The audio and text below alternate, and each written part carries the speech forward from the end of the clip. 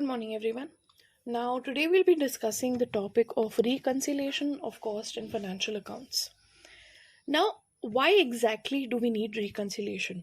Now, see, sometimes it may happen that the cost accountancy books and the financial accounts books are being maintained by different people, right? Now, both of these will show different profits, right? There are bound to be certain differences in both of them. क्यों? हो सकता है by some human error, right?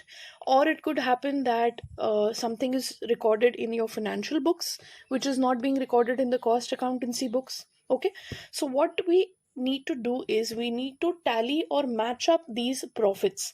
We need to identify कि अगर ये difference आ रहा है statements में तो क्यों आ रहा है. Okay, so that is why we prepare a reconciliation statement. Now let's move on to understanding why do these differences occur. दोनों के जो प्रॉफिट्स होते हैं वो क्यों डिफर करते हैं. सी मोर और less the data which you use for your cost accounts is similar to your financial accounts. See I am not saying कि पूरा ही सेम होता है, कॉपी पेस्ट होता है, absolutely not. There are certain differences and to recognize those differences we make up these reconciliation statements. याद करो जब आपने बैंक reconciliation पढ़ा था वो क्या था. बैंक बुक एंड आपके पास जो कॉपीज थी उसमें डिफरेंसेस निकालना, right? So you were trying to do what, you were trying to match up both these accounts. बस बिल्कुल वैसा ही है यहाँ पे भी. हम क्या कर रहे हैं, कुछ कॉस्ट अकाउंटेंसी डेटा आपको दिया है, कुछ फाइनेंशियल अकाउंटेंसी डेटा दिया है. We are trying to gauge कि आपके दोनों बुक्स ऑफ अकाउंट्स में प्रॉफिट क्यों मैच अप नहीं हो रहे हैं, right? Okay, now let's move on to understanding the reasons कि ये क्यों डिफर हो, ये डिफरेंस जो है ये क्यों आ सकती है. Now number one is because of depreciation calculation. See it can happen that financial books of accounts में आपने किसी अलग मेथड से डेप्रिसिएशन कैलकुलेट किया हो, right? So the depreciation amount differs in both your books.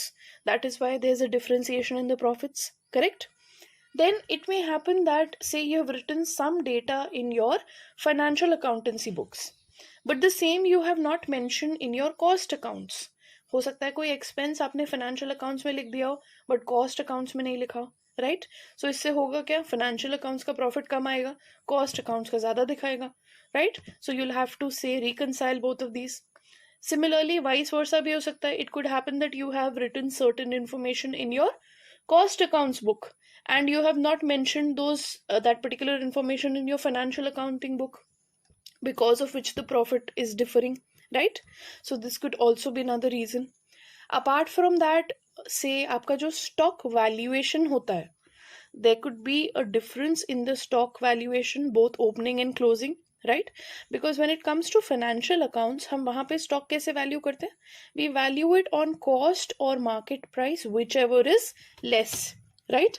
But in terms of, say, when we talk about your costing में आप कैसे वैल्यू करते हैं? It is valued on your prime cost और factory cost, right? So there could be a differentiation. Different methods of stock valuation leads to differentiation in the profits. Apart from that, say जो भी आपके pure financial nature के transactions हैं, right? Any transaction which is purely financial in nature, वो transaction आप सिर्फ कहाँ record करेंगे?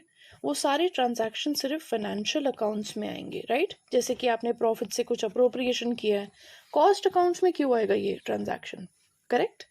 सो अगर आपने कुछ अप्रोप्रिएशन किया है, अगर आपने कोई रिजर्व बनाया है, तो आपका प्रॉफिट क्या आएगा? कम आएगा, और कॉस्ट बुक्स का प्रॉफिट ज्यादा आएगा. So then you will have to reconcile again, right? See basically we are trying to do what, we are trying to identify कि ये जो डिफरेंसेस आ रही हैं दोनों प्रॉफिट्स में वो क्यों आ रही है. Okay, Now, apart from that, say if there are any abnormal losses or gains, उसके वजह से भी differentiation आते हैं. And then there are your different, say, expenses. हो सकता है financial book में आपने expense ज़्यादा record कर दिया है and cost book में expense कम record हुआ है. तो अगर expense ज़्यादा record हुआ है तो profit पे क्या effect आएगा? Profit मेरा कम हो जाएगा, और यहाँ पे क्योंकि कम record हुआ है profit यहाँ ज़्यादा दिख रहा है. ओके, सो ऐसे सिनेरियो में हम क्या करेंगे? नेचुरली कॉस्ट बुक्स में जो एक्सपेंस है उसको बढ़ा देंगे, राइट? और अमाउंट डिडक्ट कर देंगे ताकि हमारा प्रॉफिट मैच हो जाए. So this concept is basically under and over absorption of overheads. When you have done what, say you have recorded certain expenses in your cost accountancy book in a say increased manner, and financial accountancy books में वो increased नहीं है, या वही same expense financial accounts book में कम दिखा रहा है, राइट? अपार्ट फ्रॉम दैट से आपके जितने भी एक्सपेंसेस होते हैं कॉस्ट अकाउंटेंसी में, these are basically estimations, pre determined rate पे ये डिफाइन करते हैं, बट जब आप फाइनेंशियल अकाउंट्स की बात करें, these are actual expenses, right? So this also becomes a point of difference, ठीक है? तो ये इतने सारे रीजन की वजह से क्या हो सकता है, आपका जो प्रॉफिट है वो डिफर कर सकता है दोनों बुक्स ऑफ अकाउंट्स में. So to basically understand the differences we do what, we make a reconciliation statement. Okay, now there are two methods of reconciling your profits. कौन से मेथड है? एक तो है स्टेटमेंट फॉर्मेट में, right, and the other one is in a memorandum reconciliation format, right? अब आपको ये मेमोरेंडम अकाउंट वाला नहीं है आपके सिलेबस में, we only have to cover what, the statement format, right? Now let's move on and understand this format as well. Now see, for solving the reconciliation question, आपको हमेशा एक प्रॉफिट को base लेना पड़ेगा, राइट? सो से अगर आपके क्वेश्चन में दिया हुआ है कि cost profit is given, right, and then you have to determine the financial profit, तो यहाँ पे हमारा बेस क्या हुआ? In this particular scenario, I have to match my cost profit to the financial one. So the financial profit becomes the base. जितनी चीजें यहाँ financial accounts में लिखी होंगी वो सारी चीजें मुझे कहाँ इनकलकेट करनी पड़ेंगी? कॉस्ट अकाउंट्स में. तभी मैं क्या कर पाऊंगी? मेरे दोनों प्रॉफिट्स को रिकंसाइल कर पाऊंगी, right? So similarly, if there is financial profit given and I need to do what? I need to reconcile it with the cost profit. तो जितनी चीजें यहाँ नोट डाउन की गई होंगी मुझे क्या करनी पड़ेंगी? अपने फाइनेंशियल अकाउंट्स या फाइनेंशियल प्रॉफिट से एडजस्ट करनी पड़ेंगी, राइट? सो सिमिलरली आप क्या करेंगे? जो भी प्रॉफिट आपको से निकालना है, that becomes your basis for your reconciliation. Okay, questions कैसे आएंगे? Say they can give you profit as per cost accounts, they can give you profit as per financial accounts. कई सिनेरियोज में they can also tell you to calculate such profit first, ठीक है, and then try to reconcile it. So दोनों तीनों चीजें हम अभी देखेंगे. First let's focus on your format, right? Now if we talk about the format, यहाँ पे आप केयरफुली देखेंगे तो हमने सबसे पहले क्या किया? वही प्रॉफिट लिया, राइट? उसके बाद हमने क्या किया?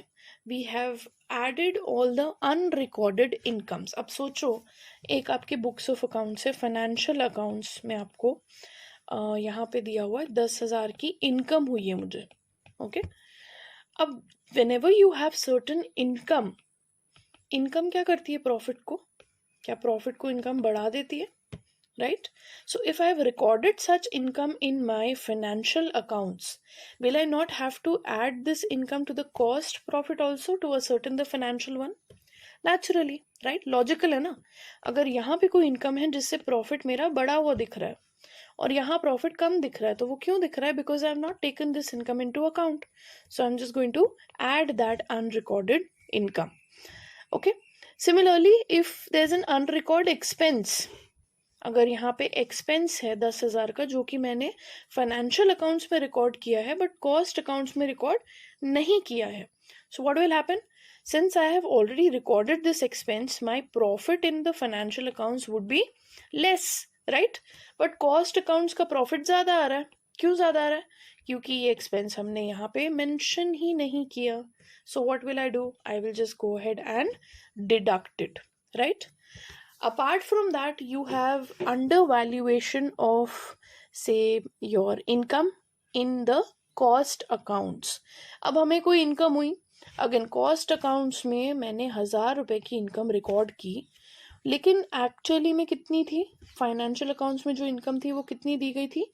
2,000. अब 2,000 है तो प्रॉफिट यहाँ ज़्यादा आ रहा है क्योंकि इनकम ज़्यादा है, और यहाँ पे प्रॉफिट कम आ रहा है. क्यों? क्योंकि कम रिकॉर्ड की गई है. तो आप क्या करेंगे? सिंपली यहाँ पे 1,000 ऐड कर देंगे, right? So under valuation. Undervaluation of expenses in cost accounts. अब कुछ एक्सपेंस था अगेन जो कि यहाँ पे 1000 था फाइनेंशियल अकाउंट्स में, और हमने यहाँ सिर्फ 500 माइनस किया, तो यहाँ का प्रॉफिट कम आ रहा है, और आपके जो कॉस्ट अकाउंट्स है उसका जो प्रॉफिट है वो क्या आ रहा है, 500 से ज़्यादा आ रहा है. Why?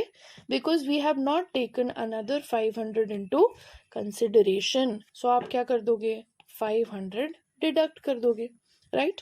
So it's very simple. Even if you don't remember कि ये फॉर्मेट बनाना है या इस तरीके से पहले करना है, लॉजिक से आप क्या कर सकते हो, क्वेश्चन को सॉल्व कर सकते हो. Okay. And the last one is over valuation of expenses in cost accounts. अब देखो यहाँ पे एक्सपेंस था एक से, मेरा से जो एक्सपेंस था यहाँ पे 2000 था, बट कॉस्ट अकाउंट में मैंने 3000 कम कर दिया.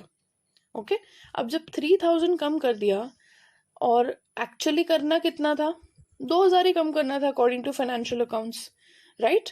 सो what will I do, I will simply add back that 1000 so that the profit matches.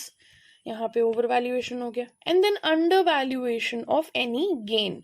This completes your say format for the reconciliation. Now in the next video we will see how do you go about solving the questions. Practical questions लेंगे and solve करके देखेंगे, right. That is it for this one.